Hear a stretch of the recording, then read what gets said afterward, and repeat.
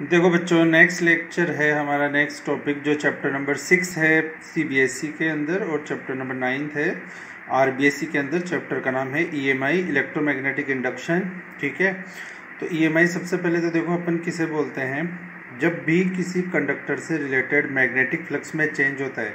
ठीक है, फिर से सुनना, जब भी किसी कंडक्टर से रिलेटेड मैग्नेटिक फ्लक्स में चेंज होता है तो उस कंडक्टर्स के दोनों एंड पे एक पोटेंशियल डिफरेंस डेवलप्ड हो जाता है, जिसे कि हम इंड्यूस्ड ईएमएफ बोलते हैं। और उस पोटेंशियल डिफरेंस के डेवलप्ड होने की वजह से जो करंट का फ्लो होता है उसे हम इंड्यूस्ड करंट कहते हैं। और ये जो पूरा इफेक्ट है इसे हम बोलते हैं इलेक्ट्रोमैग्नेटिक इंडक्शन।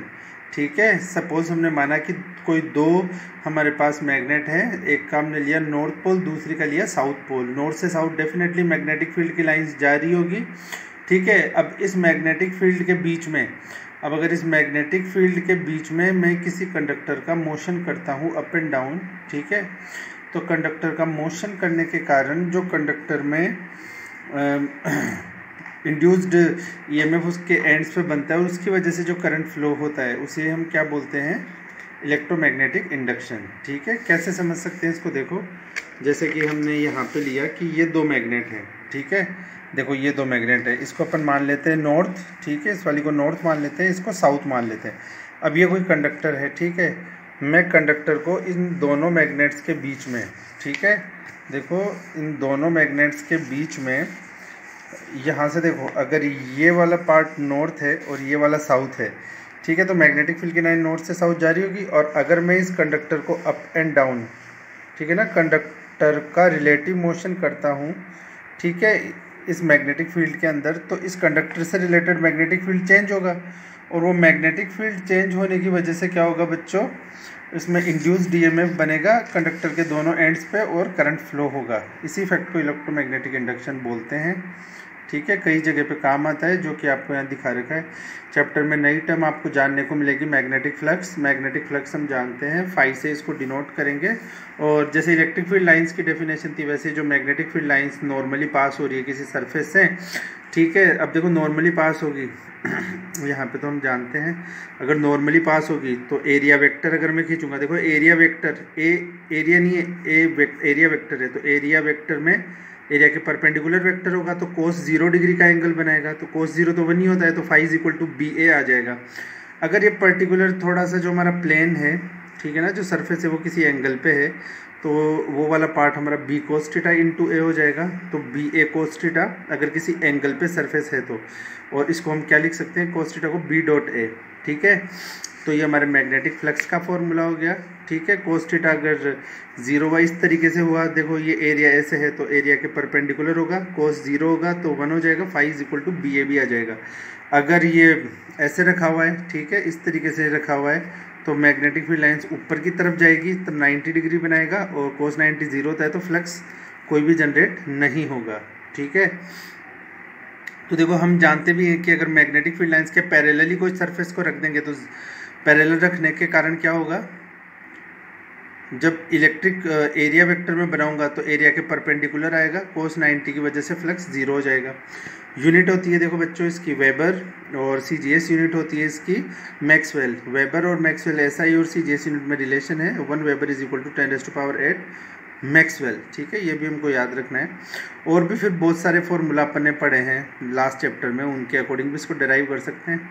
ठीक है, देखो मैंने तुम्हें एक बी की वेबर पर मीटर स्क्वायर यूनिट बताई थी लास्ट लेक्चर में, ठीक है ना, मैग्नेटिक फील्ड वाले में। तो बी का अगर फॉर्मूला निकालो तो क्या हो जाएगा, ए को इधर भेज सकता हूँ, फाई अपॉन ए। फाई को क्या बोला, वेबर, एरिया को मीटर स्क्वायर, वेबर पर मीटर स्क्वायर बी।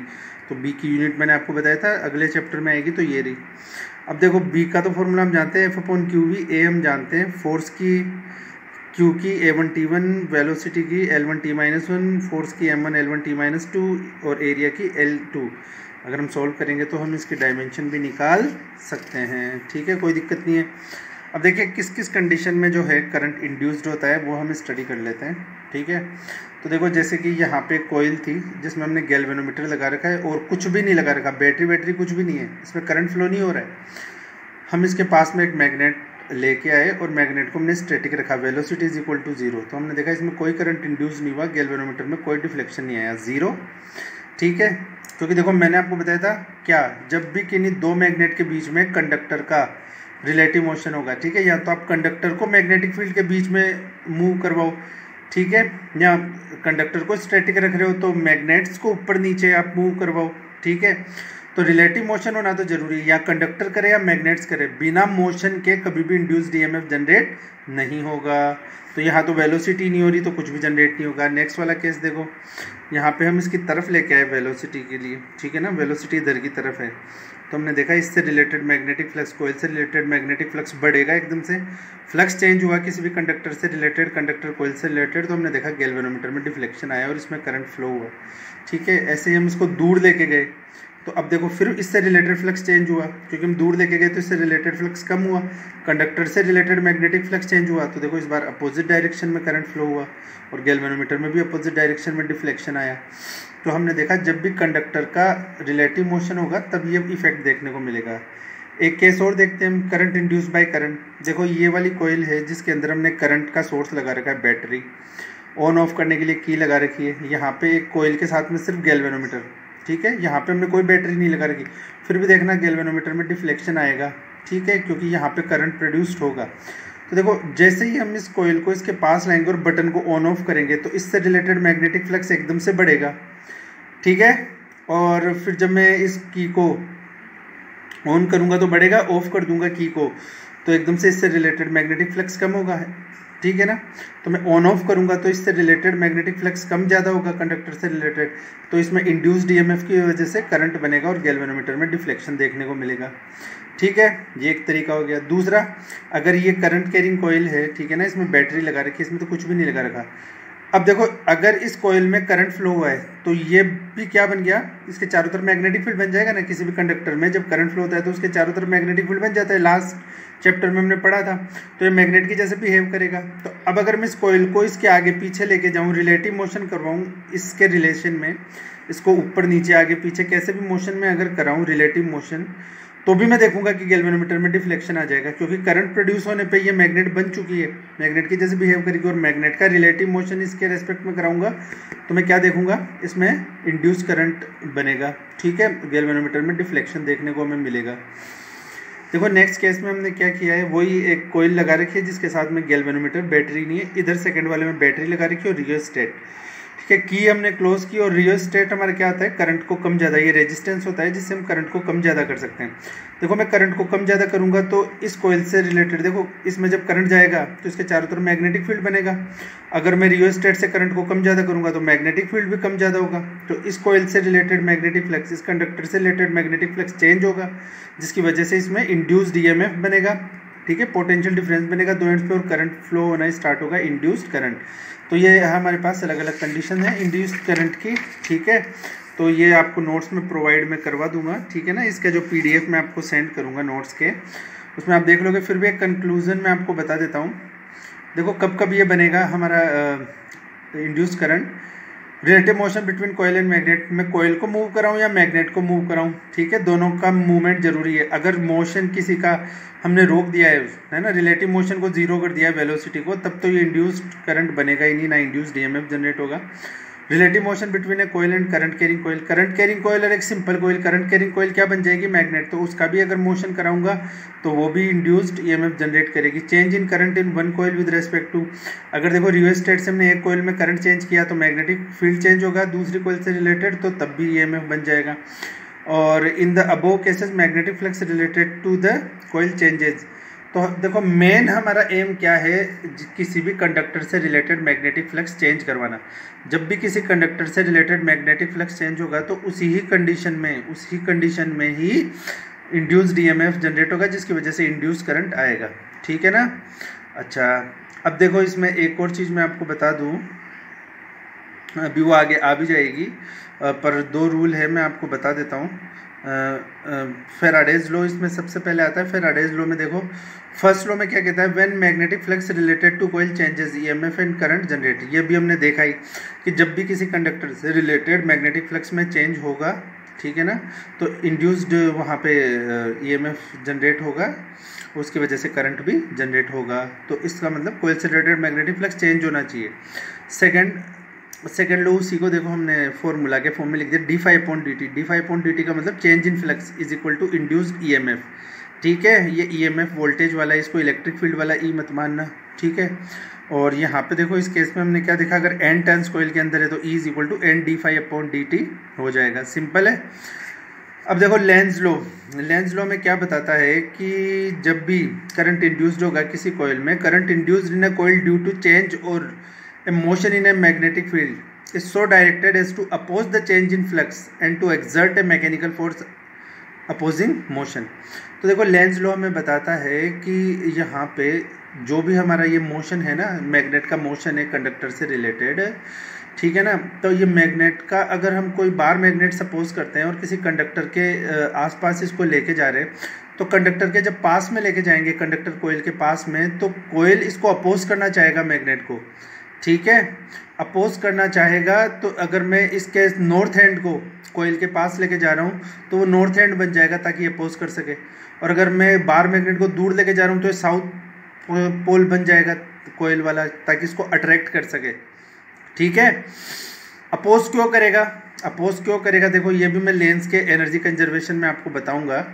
तो देखो एंटी क्लॉकवाइज अगर करंट फ्लो हो रहा है किसी में, तो हम जानते ही हैं वो वाला फेज नॉर्थ पोल बनेगा, क्लॉकवाइज जिसमें हो रहा है वो साउथ पोल बनेगा मैग्नेट का। अब देख लेते हैं अपन, देखो इस डायग्राम के अंदर लेंज लॉ के अकॉर्डिंग, देखो यहाँ पे मैं इसको नॉर्थ पोल को पास में लेके आया तो ये अपोज करना चाहेगा।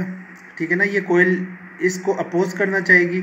अपोज करने के लिए एंटी क्लॉकवाइज, देखो ये नॉर्थ है तो अपोज करने के लिए ये भी नॉर्थ बनेगा, नॉर्थ नॉर्थ को रिपेल करेगा, तो देखो एंटी क्लॉकवाइज करंट फ्लो होना स्टार्ट हो गया इसमें। अगर मैं इस मैग्नेट को कंडक्टर से दूर लेके जा रहा हूँ, कंडक्टर कोयल से, तो तुम देख रहे हो नॉर्थ को दूर लेके जा रहा हूँ, अपोज करने के लिए क्या करेगा, इसको अपनी तरफ खींचेगा, हर कंडीशन में अपोज ही करना है। तो अब इस बार ये साउथ पोल बन जाएगा, अगर मैं दूर लेके जा रहा हूँ तो साउथ पोल के लिए क्लॉकवाइज डायरेक्शन में करंट फ्लो होना इसमें स्टार्ट हो जाएगा। तो इसमें करंट इसी तरीके से फ्लो होना स्टार्ट होगा ताकि ये मैग्नेट के मोशन को अपोज कर सके। अपोज करेगा, देखो बेटा, इसलिए अब ये जो फेराडे का लॉ है इसमें थोड़ा चेंज है, माइनस आ जाता है, minus D phi upon D T, आपने पढ़ा था E is equal to D phi upon D T, अब ये हो गया minus D phi upon D T, N ten से तो minus N D phi upon D T. देखो लेंज लॉ हमने देखा कि फेराडेज लॉ में हमने क्यों चेंजेस किए, तो लेंज लॉ जो था हमारा, ठीक है, तो देखो लेंज लॉ एनर्जी कंजर्वेशन पे बेस्ड है।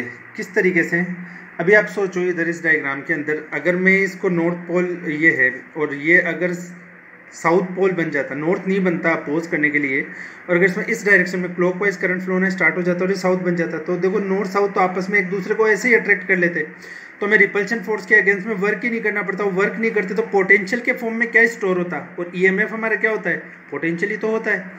अभी हमने देखा यहाँ पे नॉर्थ पोल को मैं दूर लेके जा रहा था, अब अगर ये भी नॉर्थ पोल ही बन जाता तो ये ऑलरेडी इसको दूर कर रहा होता, अट्रैक्ट तो करता नहीं, तो अपोज ही नहीं करता है ना, हम रिपल्शन फोर्स के अगेंस्ट में वर्क ही नहीं करते।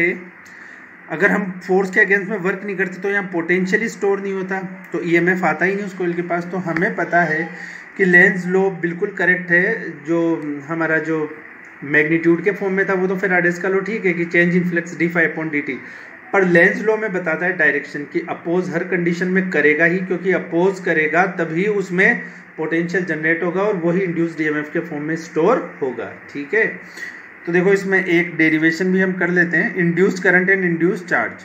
ठीक है, कि अगर किसी कॉइल से रिलेटेड अगर इंड्यूस्ड करंट आपका या इंड्यूस्ड ईएमएफ उसमें बन रहा है तो इंड्यूस्ड करंट कितना होगा, चार्ज कितना होगा। ठीक है, देखो ये तो हमने डेफिनेशन से पढ़ा, E is equal to D phi upon D T, minus क्यों लगाया हमने, लेंज लॉ के अकॉर्डिंग, और अगर एन टर्न से तो minus N D phi upon D T.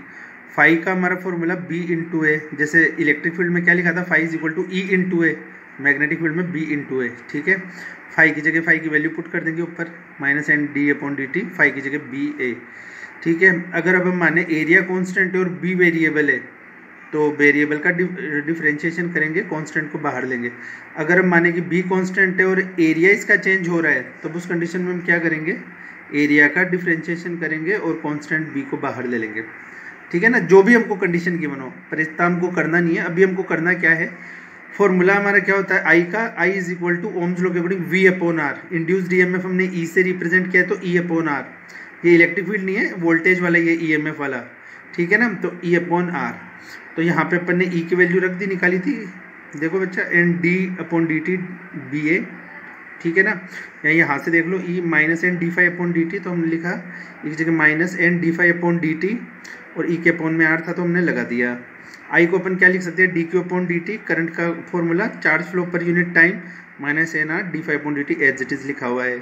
ठीक है बच्चों, डी टी से डी टी कैंसिल हो गया तो बचा D Q is equal to minus N upon R D phi. अब हमें क्या करना है, टोटल चार्ज निकालना है तो हमें इसका इंटीग्रेशन करना पड़ेगा। ठीक है, तो हमने इसका इंटीग्रेशन कर दिया, तो हमने डी क्यू का इंटीग्रेशन किया minus N R D five, constant था हमने बाहर निकाल लिया माइनस एन अपॉन आर को, डी क्यू का इंटीग्रेशन लिया और फ्लक्स में चेंज अपन मान लेते हैं फाइव वन से फाइव टू तक हो रहा है, तो हमने लिखा फाइव वन से फाइव टू तक फ्लक्स चेंज हो रहा है। ठीक है, तो अब देखो डी फाइव का इंटीग्रेशन हमारा क्या होगा फाइव। ठीक है, यहाँ पे अगर सपोज ये माइनस में हटाना चाहता हूँ तो मैं क्या करूँगा, लिमिट्स को इंटरचेंज कर दूंगा, फाइव वन ऊपर फाइव टू नीचे, फाइव वन ऊपर फाइव टू नीचे लिखा तो देखो यहाँ से माइनस हट गया एन अपॉन आर फाइव। अब यहाँ पे मैं क्या लिख सकता हूँ, upper limit minus lower limit five one minus five two. ठीक है, तो ये हमारा फॉर्मूला बन गया इंड्यूस चार्ज का, ये तो आ गया इंड्यूस चार्ज। और इस स्टेप में क्या था, induced current, induce current, induced charge. ठीक है, कई बार एग्जाम में इसको पूछ लिया जाता है तो हमें इसको याद रखना है। ठीक है, बाकी नेक्स्ट लेक्चर में